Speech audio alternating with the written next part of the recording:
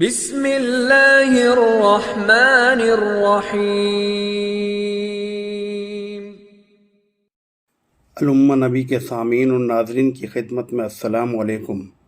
محترم سامعین اور ناظرین، جیسا کہ آپ کو علم ہے کہ ہم نے ایک سیریز شروع کی ہے جو کہ اولیاء اکرام کی سوانح حیات پر مشتمل ہے۔ اس سے قبل ہم نے 2 ویڈیو آپ کی خدمت میں پیش کی ہیں۔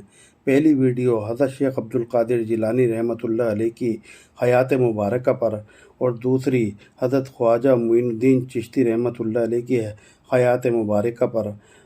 آج ہم حضرت خواجہ قطب الدین بختیار کاکی رحمۃ اللہ علیہ کی حیات مبارکہ پر بنائی گئی یہ مختصر ویڈیو آپ کی خدمت میں پیش کر رہے ہیں۔ امید ہے کہ آپ کو پسند آئے گی۔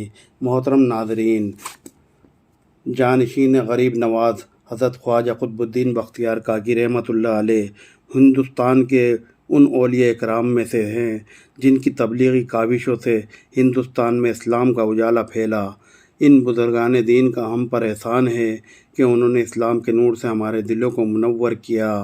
اس لیے خراج عقیدت کے طور پر آپ کے حالات اور مناقب پر یہ مختصر سی ویڈیو بنائی گئی تاکہ آپ کی زندگی کی مخصوص چنیدہ معلومات آپ کو حاصل ہو سکیں۔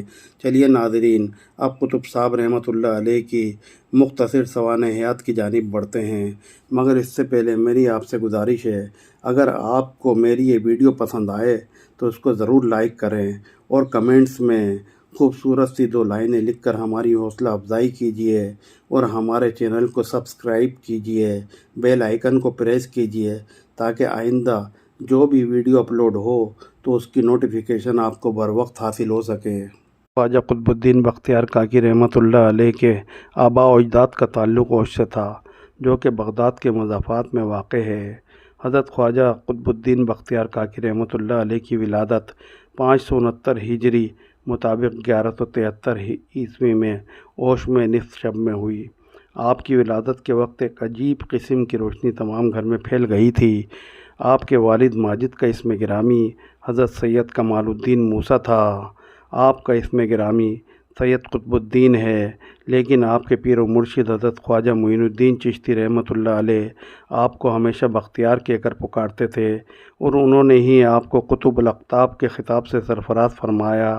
جہاں تک آپ کے سلسلہ نسب کا تعلق ہے، آپ کا سلسلہ نسب 15 واسطوں سے امیر المومنین حضرت علی کرم اللہ وجہ رضی اللہ تعالیٰ عنہ تک پہنچتا ہے۔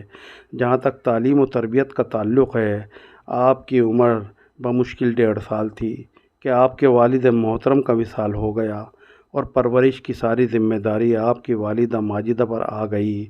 آپ کی والدہ بہت ذہین، تعلیم یافتہ، دیندار خاتون تھیں۔ جب آپ 4.5 سال کے ہوئے تو آپ کی بسم اللہ خوانی کی رسم منعقد کی گئی۔ حضرت خواجہ معین الدین چشتی رحمۃ اللہ علیہ اتفاق سے اس وقت اوش میں قیام فرمائے ہوئے تھے۔ آپ کی والدہ نے آپ کو حضرت خواجہ معین الدین چشتی رحمۃ اللہ علیہ کی خدمت میں بھیج دیا۔ پھر جب آپ کی عمر 5 سال کی ہوئی تو آپ کو مٹھائی اور کچھ روپے دے کر مکتب میں بھیجا گیا۔ حضرت قاضی حمید الدین ناگوری رحمۃ اللہ علیہ نے آپ کو قرآن کی تعلیم دی اور قرآن حفظ کرایا۔ چونکہ آپ قرآن کے 15 پارے مادر شکم سے حفظ کر کے پیدا ہوئے تھے، اس لیے آپ نے پورا قرآن صرف 4 دن میں حفظ کر لیا۔ آپ ذہانت اور قابلیت میں یکتا تھے۔ بیت و خلافت کا جہاں تک تعلق ہے، آپ اصفہان میں حضرت خواجہ معین الدین چشتی رحمۃ اللہ علیہ کی خدمت میں حاضر ہوئے اور ان کے دست مبارک پر بیعت سے سرفراز ہوئے، اور پھر پیر و مرشد نے خواجہ ابواللیث سمرقندی رحمۃ اللہ علیہ کی مسجد میں آپ کو خرقہ خلافت عطا کیا۔ آپ نے اپنے پیر و مرشد کے ہمراہ 583 ہجری مطابق 1187 عیسوی میں مکہ معظمہ اور مدینہ منورہ کی زیارت کی۔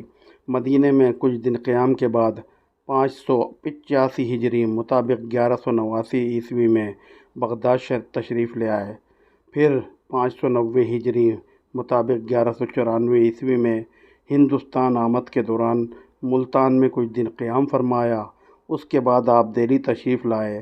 612 ہجری مطابق 1214 عیسوی میں آپ نے دہلی میں مستقل سکونت اختیار کر لی۔